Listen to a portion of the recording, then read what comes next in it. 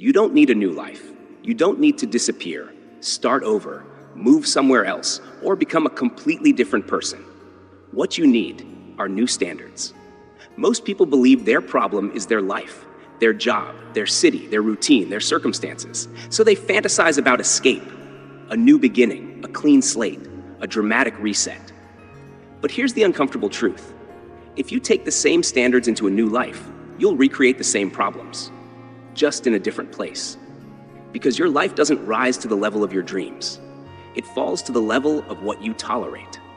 That's the part most people avoid. Standards are not loud. They're not announced. They don't show up on social media. They live in quiet moments, in small decisions, in what you allow and what you don't. And over time, those decisions shape everything. Your energy, your confidence, your relationships, your future. Most people don't suffer because life is unfair. They suffer because they've normalized things that slowly drain them. Low energy days become routine. Disrespect becomes something you deal with. Unfinished goals become excuses. And eventually, dissatisfaction feels normal. That's how standards quietly drop, not in one big moment, but in 1,000 small compromises. People say things like, "It's not that bad, I'll fix it later." That's just how things are. But every time you accept less than you know you deserve, you send a message to yourself. A message that says, this is okay, and your life listens. This is why so many people feel stuck, not trapped, stuck. They're not in crisis. They're just tolerating too much. And tolerance is dangerous, because what you tolerate, you normalize. And what you normalize, you repeat. Standards are not about being perfect. They're about being intentional.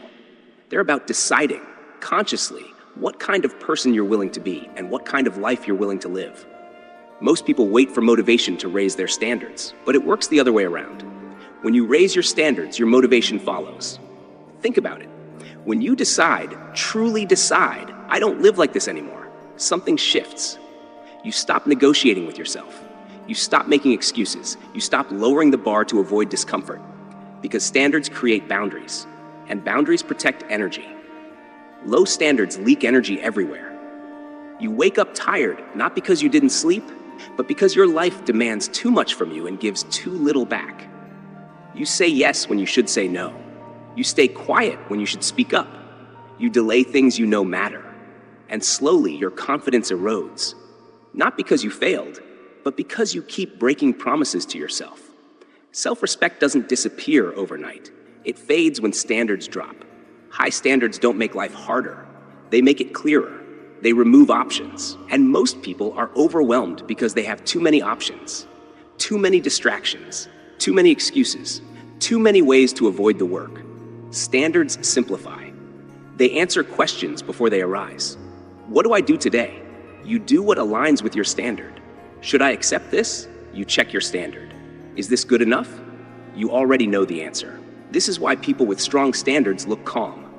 They're not calmer because life is easier. They're calmer because they've eliminated chaos. Now, here's the part that scares people. Raising your standards will cost you something. It may cost you comfort. It may cost you relationships. It may cost you familiarity. When you raise your standards, some people will feel uncomfortable around you. Not because you're arrogant, but because you remind them of what they're avoiding. And that's why people resist raising standards.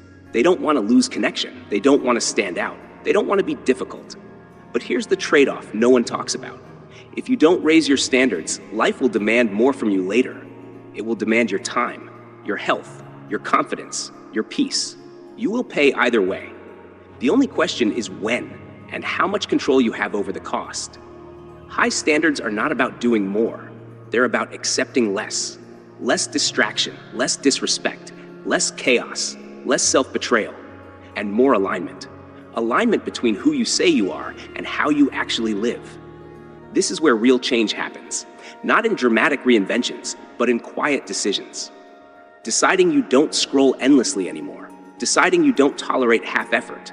Deciding you don't ignore your own potential. These decisions don't feel exciting at first. They feel uncomfortable. Because you're saying goodbye to a version of yourself that felt familiar. But unfamiliar doesn't mean wrong. It means new. And new requires courage. Here's something important to understand. You don't rise to new standards instantly. You grow into them. At first, you'll slip, you'll hesitate, you'll feel resistance. That doesn't mean the standard was too high. It means you're adjusting. Standards are not punishments. They're directions. They don't demand perfection. They demand honesty. And honesty changes everything. When you're honest with yourself, you stop pretending. You stop saying, "This is fine," when it isn't. You stop confusing comfort with peace. You stop confusing busy with meaningful. And slowly, your life begins to reorganize itself. Not because you forced it, but because you finally drew a line. So no, you don't need a new life. You need new rules. Rules about how you treat your time. Rules about what you allow into your mind. Rules about the effort you expect from yourself. When your standards change, your habits follow. When your habits change, your identity shifts.